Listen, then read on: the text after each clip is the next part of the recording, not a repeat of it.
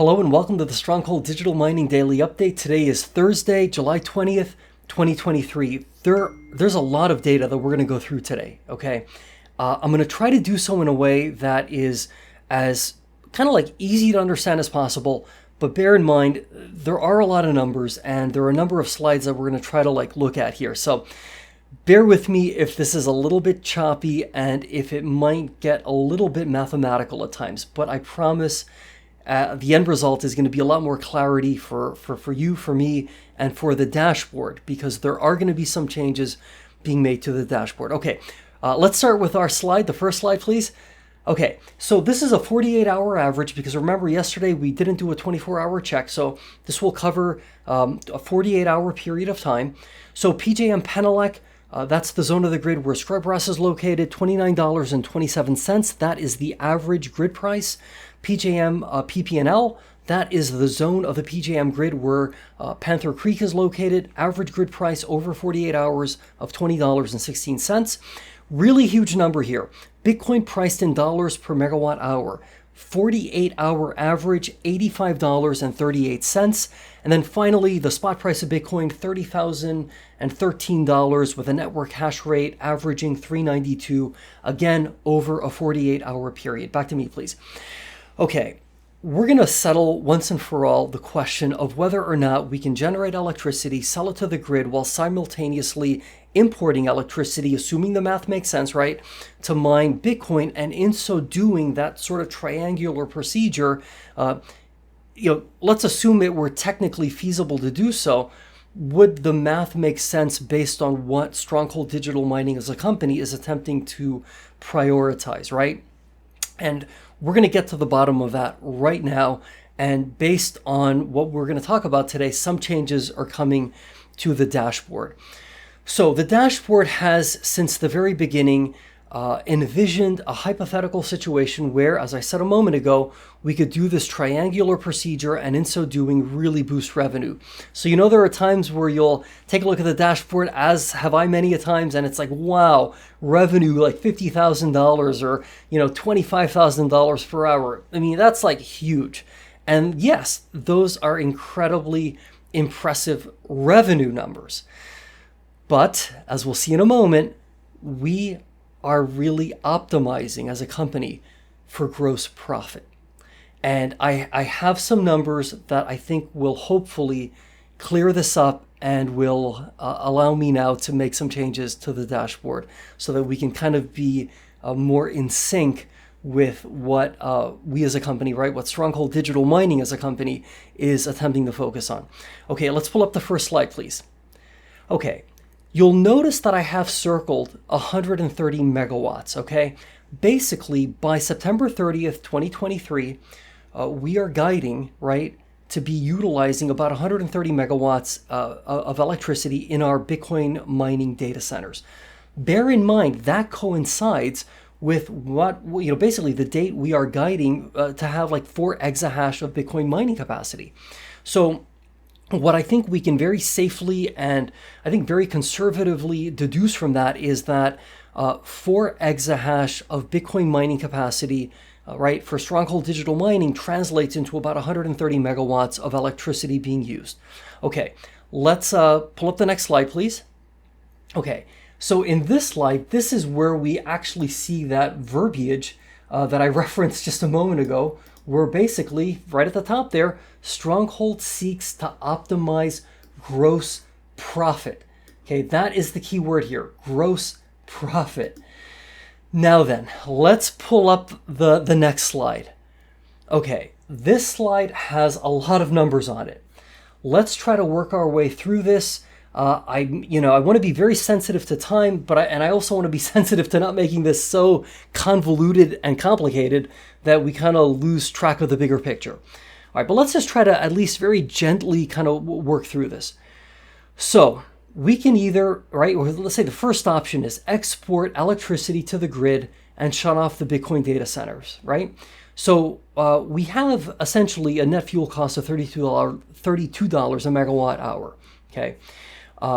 Right, if we utilize all 165 megawatts, remember there's around 85 megawatts at Scrubgrass, about 80 megawatts at Panther Creek, put that together, you get 165 megawatts. If we drive all 165 megawatts straight to the grid, and just for the sake of a simple example, let's just say the blended average grid price, right, is $60 per megawatt. That results in $9,900 in gross profit and $4,620 in total gross profit, right, based on a $28 margin. You know, I think I misspoke a moment ago. So the $9,900, that's gross revenue, not gross profit, gross revenue. Okay. So, and we reach, by the way, the $28 margin. If, you know, hey, if you subtract 32 from 60, you get the $28 margin. Now, the next alternative, right, would be to export, right, to the grid and export to the Bitcoin data center. So in other words, we're producing electricity ourselves for a net fuel cost of $32, okay? We're exporting, right, to the grid, because bear in mind, if the most electricity that the Bitcoin data center can use is 130 megawatts, well, then what happens to the, you know, the extra 35 megawatts that we're generating, right? That's going to go to the grid, okay? Which makes sense. Because, you know, as has been said before, we want to kind of stay connected to the grid, right? Just for a variety of reasons. So in a situation like this, right, when you run the numbers, okay, you get a $14,025 gross revenue number, which, okay, and then like if we look at a gross profit total, well, all right, so $6,890 gross profit based on a $53 margin. That, of course, is when we take 130 megawatts, right, and we're powering that through the Bitcoin data centers, and let's just call it $85, right, BTCMW, which coincides with what the 48-hour average has been, as we just talked about at the very beginning of this update. So when you do the math, right, you get a $6,890 gross profit. That's where the $53 margin comes from. Now we also get a $980 gross profit based on the $28 margin that's derived from taking that extra 35 megawatts. Remember, we produce a total of 165 megawatts of electricity, right? If we're only using 130 for the Bitcoin data center, well, the extra 35 has got to go somewhere. So that's going to go to the grid. When you do the math, okay, it works out to a $980 gross profit. The $28 margin is when you subtract basically $32, right? You subtract that from the 60. That's where you get the 28.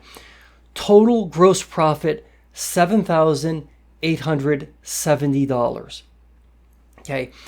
Then the final option that we realistically have available to us is to import electricity from the grid and to curtail power plant output. So what that looks like, let's just assume grid prices are at $15 a megawatt hour, okay? So we're going to take $15, right? We're going to take 130 megawatts from the grid. We're going to send that right to the data center, the Bitcoin mining data center. So we're going to translate that right into like $85 BTCMW. So we're going to get a total gross revenue when we do that, plus also taking, and this is where it gets a little bit goofy, right? But remember, if we are ultimately importing electricity from the grid, that's great, but the power plants are still going to be operating to some degree. So when we talk about curtailing the plants, what it sounds like we're talking about is taking them collectively down to a total of about 35 megawatts of output. So that might mean, just to keep the math super simple here, let's say about 15 to 17 megawatts, both at Scrubgrass and Panther Creek. You add that together, roughly speaking, you get 35 megawatts, okay? So, and notice that is going to generate a bit of a loss, by the way, right? So again, I'm sorry again for the math becoming a bit convoluted, but you could see it on the screen here. So $11,575 in gross revenue. Okay, what kind of gross profit are we looking at? Well, we've got a $9,100 gross profit based on a $70 margin. That's, of course, when you subtract the $15 grid price from $85 Bitcoin price in dollars per megawatt hour. So that's great. The not so great part is, hey, we don't want to turn the power plants off. As Greg has mentioned, there's like a $50,000 cost to cycle these plants when we turn them off, and oftentimes things will break. It's not a good thing to be turning the plants on and off like light switches. Not to mention, it takes about 12 to 24 hours to get fully back up to power with these plants. So, these plants are going to be running probably day and night, right? Like at some level. So there is going to be a negative $595 gross profit, right, or a gross loss essentially based on a negative $17 margin. And again, that's when you take our $32 net fuel cost, you drive 35 megawatts of that, and you're only selling it for like $15, and that would be the grid price. So again, yeah, not optimal, but again, the total gross profit though is $8,505. So you can see when you look at total gross profit numbers, yes, there are times where even though there's a small gross loss, in terms of being connected to the grid, it still makes sense to curtail the power plants because you can maximize your gross profit. Okay, back to me now, please. Whew, that's a lot of math. That's a lot of numbers. Again, I apologize ahead of time if that just seemed overwhelming. But the reason I'm pointing that out is because basically the $7,870 gross profit number that you ultimately come up with in a scenario where you're essentially selling some electricity into the grid, right? As well as then using the rest of the electricity internally to mine Bitcoin. That essentially, right, the gross profit amount is actually the same as if we were simultaneously selling 100% of the electricity to the grid. Yeah, you're generating more revenue, right? And then simultaneously pulling in electricity from the grid to energize the Bitcoin data center. Yes, the revenue number is like over $20,000 based on these numbers, but the gross profit amount is actually the same. So yeah, it could look good. Hey, wow, our revenue is like skyrocketing, but at the end of the day, what really matters, right? What the company, what Stronghold Digital Mining, right? What we as co-owners of this business, what we're really attempting to optimize for is gross profit. And so for that reason, okay, so like, let's kind of go back to the big picture here, super high level. To make a long story short, okay, the dashboard is going to get simplified. We're probably not going to see these wild revenue numbers, right? Absent BTCMW really kind of skyrocketing. And I think, now that I've like really exhausted myself, like just doing so much research on this, I am even more confident that we are in incredibly capable hands, okay? At some level, this is an easy business, right? Hey, we generate electricity, we could sell it to the grid, we could use it to mine Bitcoin. Yeah, that sounds easy. And it is easy, right, to talk about it in those terms.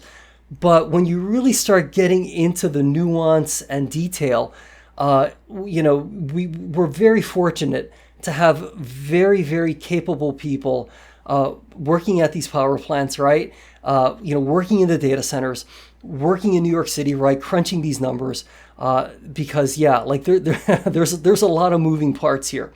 So, okay, big summary. This is good news. This is ultimately good news. Okay, we don't want to be a company that's trying to optimize for revenue, and suddenly we discover, yeah, we're generating all this revenue and we're losing money left and right, and we're gonna fail, right? We don't want that. We want to be in business. We want to stay in business. And we want to see what life is like as Stronghold Digital Mining during the next Bitcoin bull run, which I think we both know is probably going to happen a little bit sooner than later. So this is very positive. I'm going to make adjustments to the dashboard. And I'm really grateful that we continue little by little to make this dashboard as detailed and as accurate and as correct as possible. While bearing in mind, again, I've said this before, but if you're new to the channel, these numbers, it's not like I'm plugging in to a Stronghold Digital Mining, server or computer system and like downloading these numbers.